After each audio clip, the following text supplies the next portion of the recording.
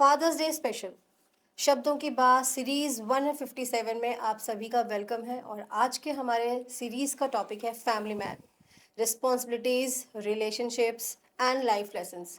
ये वर्ड सुनने में जितनी हैवी लग रहे हैं, इनकी डेप्थ जितनी हैवी लग रही है, उतना ही मीनिंग भी इनका बहुत ही ज़्यादा डेप्थ है, बहुत गहराई है इन शब्दों में। और आज एक पड़ाव के प्लेटफॉर्म में मैं अपने गेस्ट स्पीकर्स का वेलकम करना चाहूँगी। मेरे साथ हैं हॉस्पिटैलिटी इंडस्ट्री से dynamic and hard working operation manager mister Ashish Rai. Hello sir. Hi. और दूसरे गेस्ट स्पीकर्स हैं मेरे साथ young and passionate graphic designer Rajat Shrivastava. Hello hello ma'am. Rajat. Hello. So सबसे पहले अपने सभी व्यूअर्स के साथ साथ मैं आप दोनों का भी थैंक यू बोलना चाहूँगी और वेलकम करना चाहूँगी अपने इस प्लेटफॉर्म पर।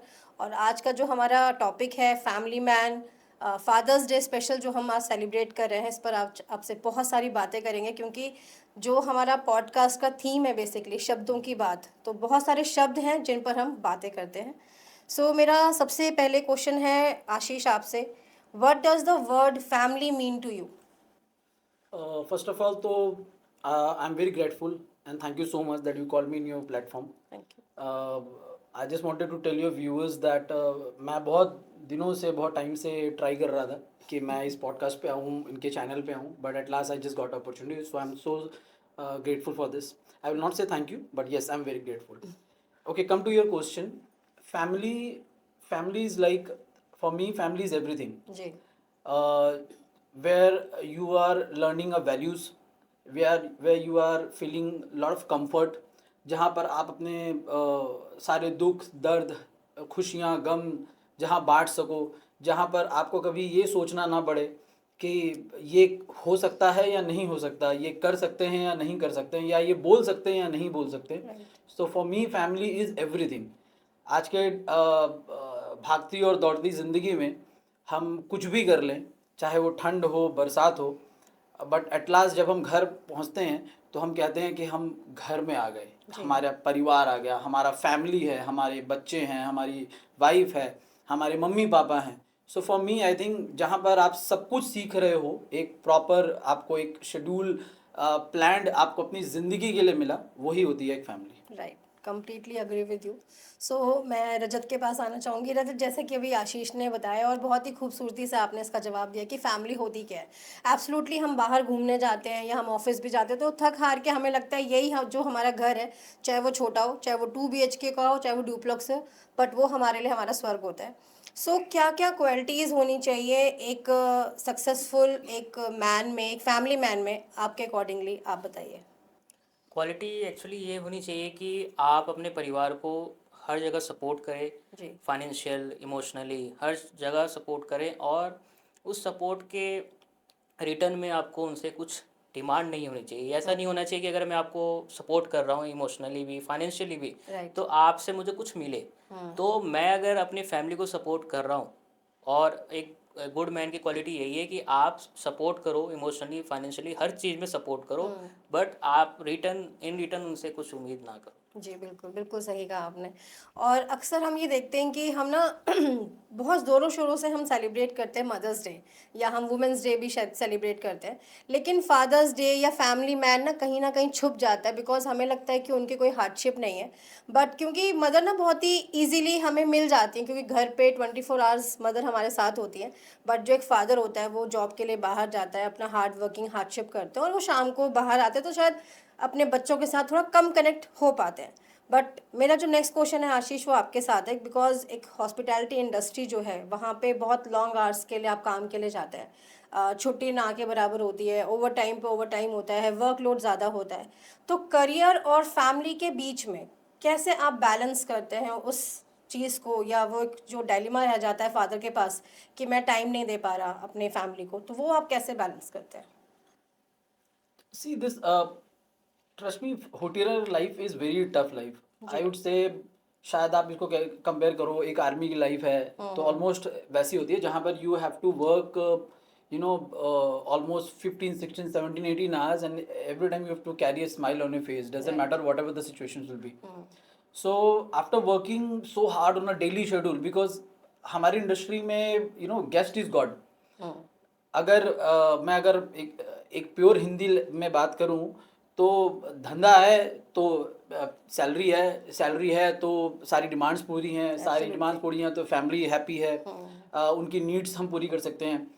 After working so long and all, जब घर जाओ तो ऑफ कोर्स एक ना फीलिंग होती है कि मतलब आप थक गए हो, बॉडी से थक चुके हो, दिमाग रूप से थक गए हो, तो आपको सोना है क्योंकि कल सुबह उठकर फिर वही शेड्यूल फॉलो करना है। एब्सोल्युटली। एंड स्टार्टिंग में ऑफ कोर्स मैं जब रजत की तरह बैचलर था तो उस वक्त भी लाइफ ऐसी चल रही थी।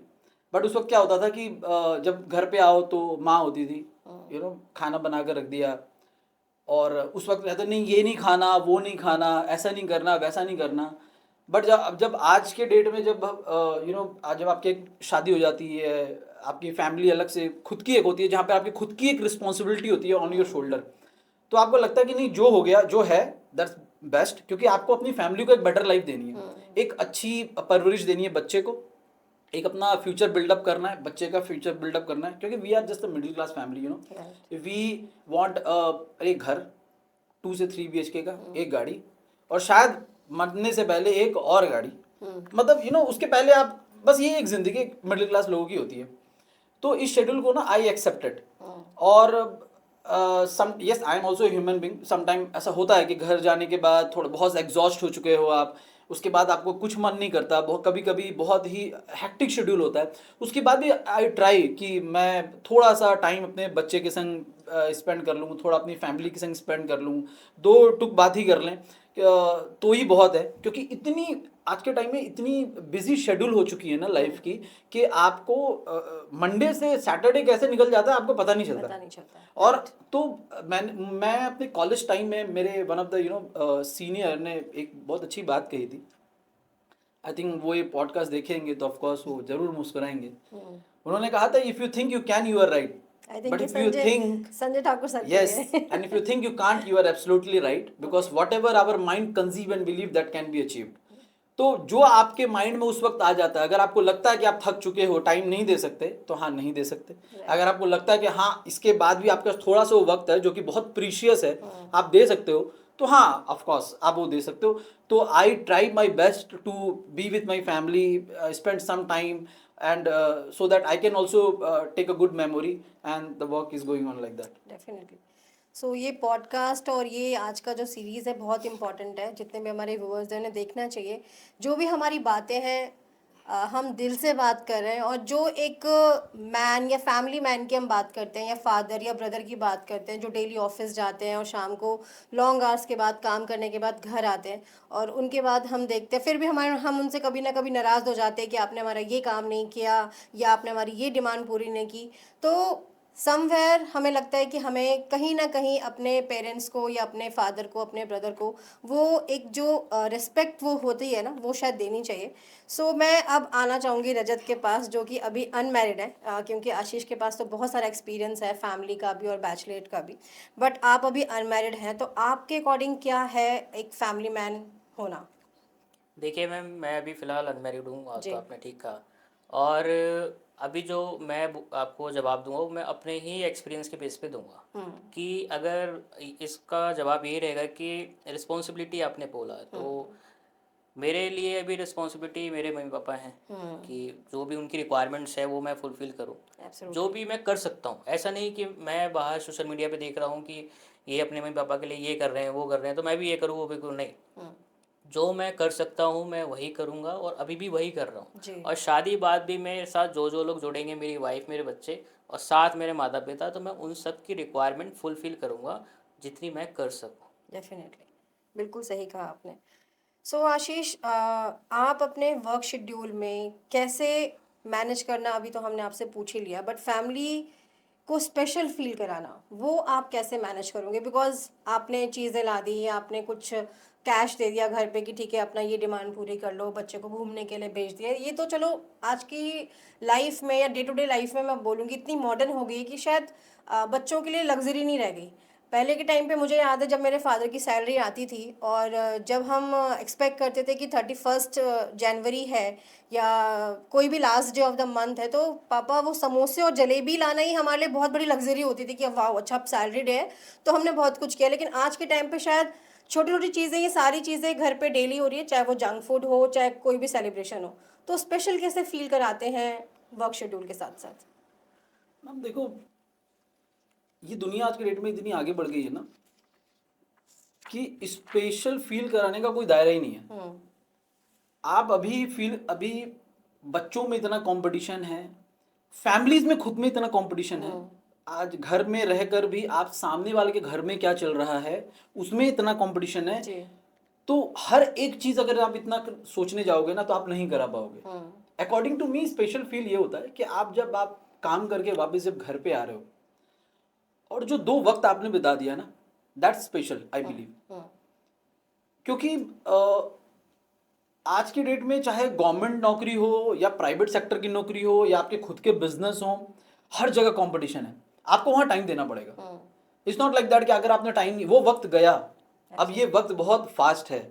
5G कहने की बात है, बट हम 6G से भी और 7G 8G भी पहुंच गए, शायद उससे भी फास्ट हमें भागना पड़ रहा है।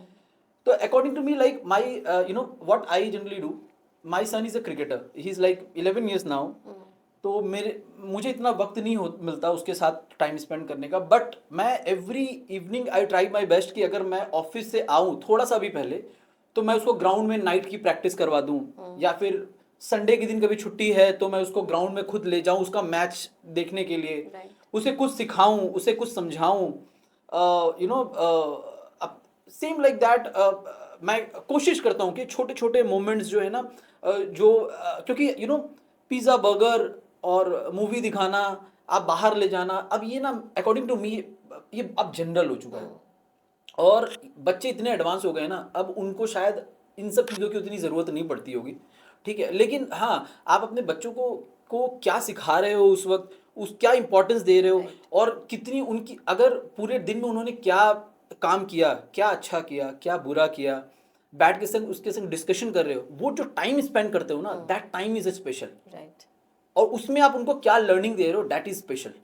तो अकॉर्डिंग टू मी कि स्पेशल का कोई परिभाषा नहीं है, बट स्पेशली घूमने जाना या खाना पीना से नहीं है, बट आप जो मोमेंट स्पेंड कर लेते हो ना और उसमें उनको क्या लर्निंग देते हो और उनकी क्या बातें सुनते हो, that is special for me.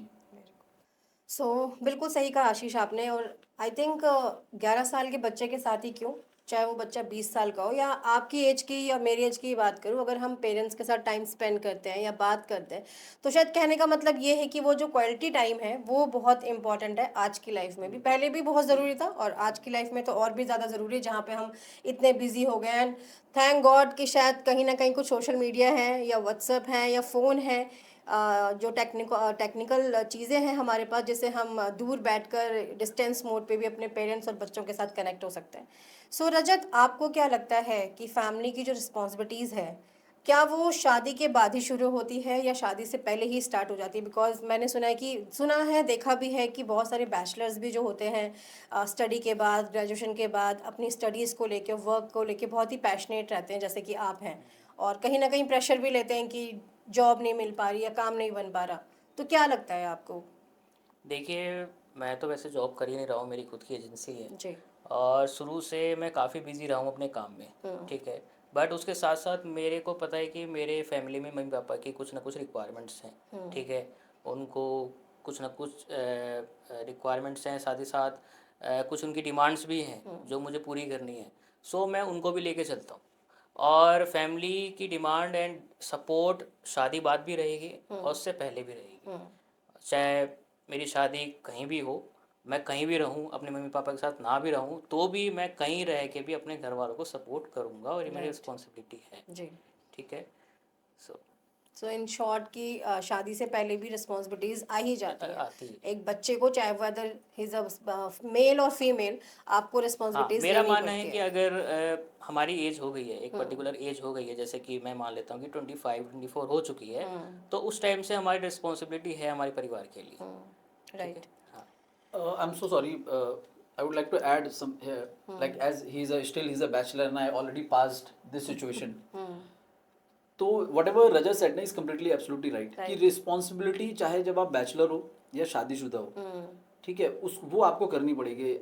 I still remember. I just take a small moment. I still remember when I just got selected in a hotel management college in Hyderabad. तो my father actually he is an engineer. तो उस वक्त मेरे father he was working in good position, good earning money and all that, but वो मुझे ना एक अलग लाइफ देना चाहते थे। शायद वो मुझे ये बताना चाहते थे कि ज़िंदगी क्या है। तो उन्होंने मेरे को लिया और ऐसे हैदराबाद में छोड़ दिया, बोला this is the amount of money which I am giving you in every month, now you learn how to invest this. आप कैसे इसको इन्वेस्ट कर रहे हो, एक्सपेंस अपना कैसे खर्चा निकाल रहे हो।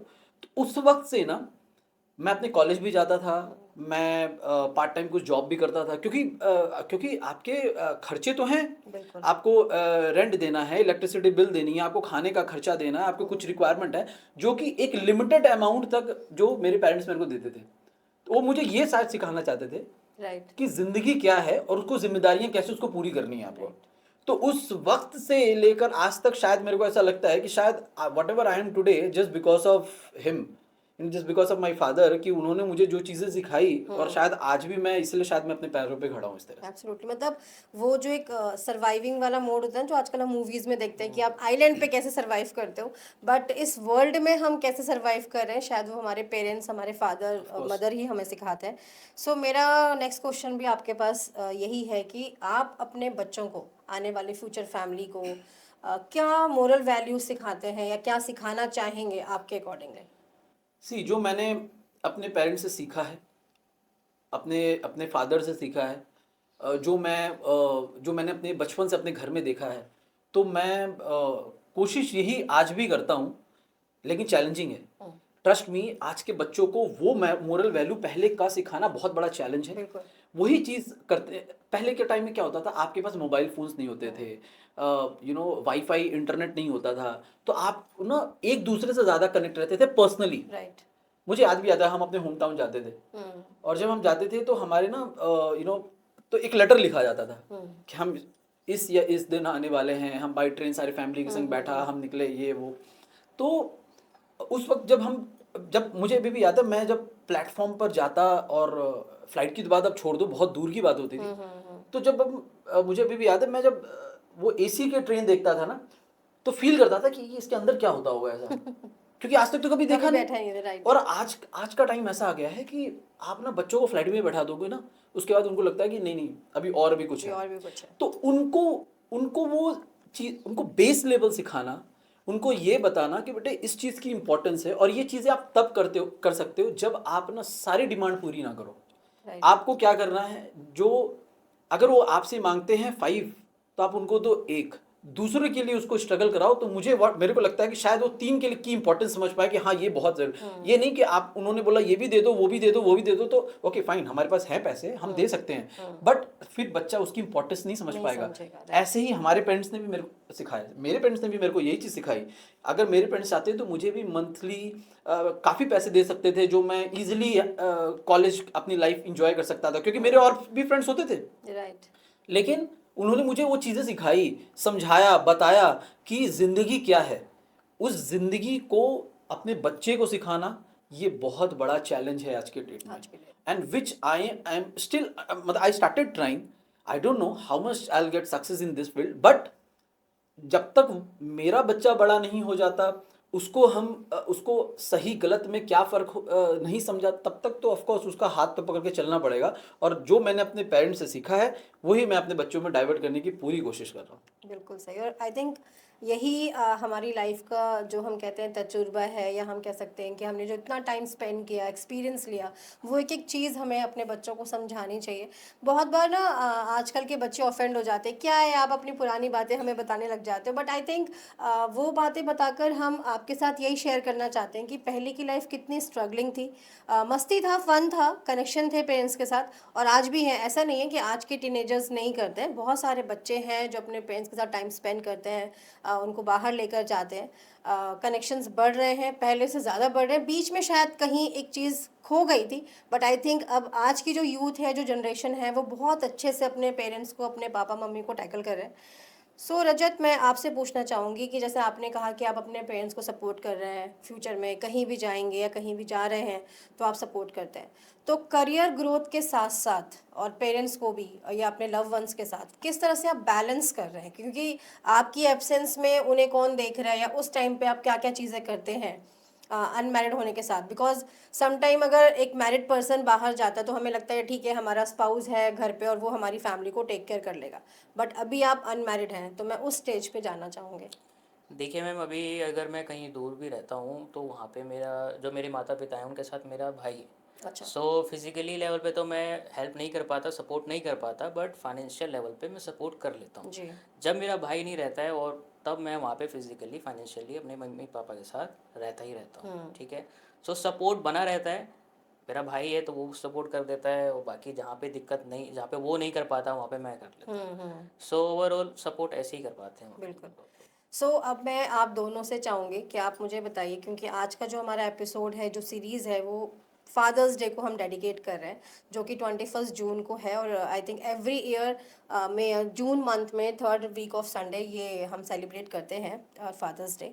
सो आपकी तरफ से एक ऐसा सेंटेंस जो आप अपने फादर को डेडिकेट करना चाहो आज के दिन।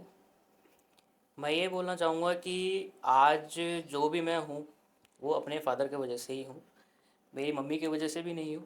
पूरा सपोर्ट मेरे फादर का रहा है, क्योंकि उन्होंने शुरू से, मैं आपको छोटा सा एक छोटी सी स्टोरी हाँ प्लीज़। बताऊँगा कि मेरे फादर शुरू से चाहते थे कि मैं एक सिक्योर लाइफ जीऊँ।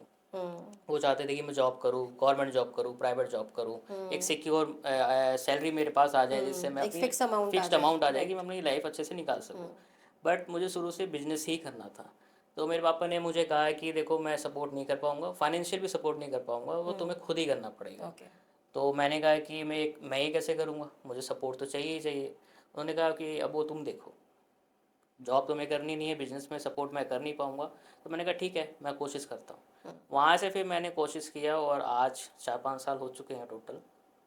आज मैं घर को भी सपोर्ट करता हूँ, खुद को भी सपोर्ट करता हूँ, अपनी एजेंसी भी रन कर पा रहा हूँ। सो ओवरऑल मैं सब कुछ कर पा रहा हूँ, और इसका मेन रीज़न है मेरे फादर। अगर उन्होंने नहीं मेरे को छोड़ा होता, उन्होंने कहा होता ठीक है बेटा मैं सपोर्ट करूँगा, बता तुझे कितना चाहिए, तो शायद मैं आज यहाँ नहीं होता। आज मैं वो पैसे लेकर ख़राब करके वहीं बैठा हुआ होता। सो मैं यही बोलना चाहूँगा कि मेरी लाइफ बनाने के पीछे मेरे फादर ही हैं, एब्सोल्युटली। और आगे भी वही रहेंगे। सो इतना ही। बिल्कुल। और आपके लिए आशीष? सबके लिए ऑफ कोर्स उनके फादर हीरो होते हैं। आप क्योंकि जब बचपन, जैसे जब धीरे धीरे आप बड़े होते हो, तो चाहे वो पापा की मार हो या प्यार हो, वो सारी चीज़ें आप उनको उनके सामने ही होती है सारी चीज़ें। ठीक है। मैं आपको बताता हूँ। अ, मैं अमृतसर में था। I just got my first job. जब मैं हैदराबाद से अपना होटल मैनेजमेंट कंप्लीट करके when I got a job, मैं हैदराबाद गया। आई स्टिल रिमेंबर, मेरे पास काफ़ी जॉब्स थी, लेकिन स्टिल आई चूज इन हैदराबाद। और मैं सॉरी अमृतसर मैं वहाँ गया। तो मेरे फादर ने मुझे कॉल किया था। मेरे फादर ने कहा कि सैलरी कितनी है। मैंने उनको बताया मेरी XYZ सैलरी हुई है। He told me 90% salary every month मेरे अकाउंट में डाल देना। I was surprise and shocked. उस वक्त बैचलर भी थे, मतलब थोड़ा अब यंग, उस वक्त मतलब यंग आज भी हैं हूँ मैं, बट उस वक्त लगा यार क्या है यार, हैदराबाद में भी वही चीज़, अभी भी यही चीज़, कैसे सरवाइव करूँगा। और मैं अपने फादर से बहुत डरता था। Reason because he is completely army man. आज के डेट में भी between the age of 75-80 is about, मैं उनके सामने ज़्यादा बात नहीं कर पाता। अब चाहे इसको आप डर पकड़ो या रिस्पेक्ट पकड़ो, बट उस वक्त से ये माहौल ही बना हुआ आया। जो उन्होंने बोल दिया वो लास्ट वर्डिंग्स है।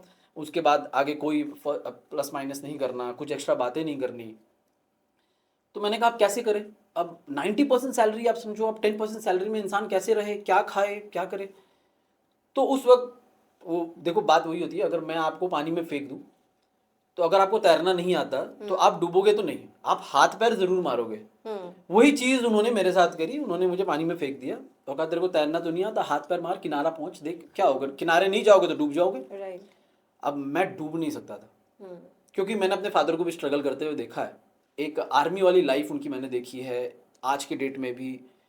और जब से मैंने होश संभाला, मॉर्निंग 4 o'clock उठना, उनका वो डिसिप्लिन लाइफ, Right. उनकी ABCD वाली सारी एक्टिविटीज़ एंड ऑल दैट। तो वो सारी चीज़ें आप देखते देखते सीखते हो, वही सारी चीज़ें। तो आप तुम ऐसा लगता था कि नहीं यार कुछ करना है। मैंने अनदर सोर्स ऑफ इनकम ढूंढा कि भाई एक जॉब करने के बाद कुछ और भी जॉब करनी चाहिए, ताकि आप मेरे को मेरे को और भी लर्निंग मिले, अर्निंग हो। तो वहाँ से आज मेरे को ना मतलब कभी भी मैं घर में बैठा रहता हूँ या फिर मतलब शांत में बैठा हूँ या बुक्स पढ़ रहा हूँ कुछ भी, तो मुझे ना आज भी मेरे पेरेंट्स की ये सारी चीज़, मेरे अपने स्पेशली फादर की ये चीज़ें याद आती हैं कि मतलब उन्होंने मेरे को एक स्ट्रांग मैन बनाने के लिए हर तरीका अपनाया। एब्सोल्युटली। और वो स्ट्रांग मैन की वजह से ही आज शायद ये ज़िंदगी इतनी फास्ट भाग रही है, उसमें हम सरवाइव कर पा रहे हैं। सर देखो, सरवाइव तो एक शायद एक ऑटो वाला जो चला रहा हो या फिर एक जो रोड पे कुछ भी चीज़ें बेच रहा है, वो सब कर रहे हैं। बट आज के डेट में क्या वो उस सर्वाइवल और मेरी सर्वाइवल में बहुत सारा फ़र्क है, क्योंकि या तो हम उस सिचुएशन को एक्सेप्ट कर लें, ग्रैब कर लें और बोलें यार ख़त्म, तो ये है ज़िंदगी की हार। व्हाट आई बिलीव कि नहीं, अभी और भी करना बाकी है। आई विल टेल यू, मेरे father still he is working at the age of 75-80 he is still working. और वहाँ से मोटिवेशंस आती है कि इस एज में बिना थके अगर आप काम कर सकते हो, तो मैं तो उनकी आधे एज से भी कम हूँ, तो फिर मैं कैसे थक सकता हूँ। शायद यही सब वजह है कि मुझे लगता है कि just because of him today what ever I am, just because of him. अगर वो शायद नहीं सिखाते या वो सारी वो चीज़ें कर देते तो शायद उसकी इंपॉर्टेंस में नहीं होती। बिल्कुल बिल्कुल। और सेम शायद मेरे पापा के लिए भी है कि जो कुछ भी सीखा, चाहे वो डिसिप्लिन में रहना या पंचुअलिटी में रहना, कि आपको पंचुअल होना अपने काम के लिए, सब कुछ हम अपने फादर से सीख रहे हैं। और हमारे गेस्ट स्पीकर के साथ साथ जो मेरे क्रू मेंबर हैं वो भी फादर ही हैं, और हम लोग यहाँ पे शूट कर रहे हैं आपके लिए इस डे पे। सो बहुत अच्छा मैसेज है जो आप लोगों ने अपने फादर को दिया, और मैं आप लोगों से रिक्वेस्ट करूँगी कि ये पॉडकास्ट प्लीज़ शेयर करिएगा, क्योंकि बहुत सारी बातें होती हैं जो कभी कभी हम आज के तो बच्चे फिर भी कह देते हैं शायद, लेकिन हम नहीं कह पाते अपनी एज में, हम कभी अपने पापा को नहीं कह पाते। तो आई थिंक फादर्स डे सिर्फ 21 जून को नहीं, या मदर्स डे कभी मदर्स डे के दिन नहीं, ये सारे दिन हमें रोज़ सेलिब्रेट करने चाहिए, क्योंकि ये दिन ऐसे होते हैं जहाँ पर हम अपने उन एहसासों को ढूंढ पाते हैं, समझ पाते हैं कि जो हमारे फैमिली मैन हैं या फादर्स हैं वो कितने इम्पोर्टेंट हैं हमारे लिए। वो रूड हो सकते हैं, हार्ड हो सकते हैं, बट अंदर से उनका दिल भी उतना ही पिघला हुआ ही होता है अपने बच्चों के लिए, जितना हमारी मम्मी का होता है। सो मैं लास्ट में ये कहना चाहूँगी, अगर आपको हमारे इस एपिसोड से थोड़ा सा भी एक फ़ील आता है और आपको लगता है कि एपिसोड बहुत अच्छा रहा, तो प्लीज़ अपने फादर के पास जाइए, उन्हें बताइए कि वो कितने इम्पोर्टेंट है हमारी लाइफ में। सो मेरा यही मैसेज है आज के लिए। शायद मैं थोड़ी इमोशनल भी हो रही हूँ। So happy father's day.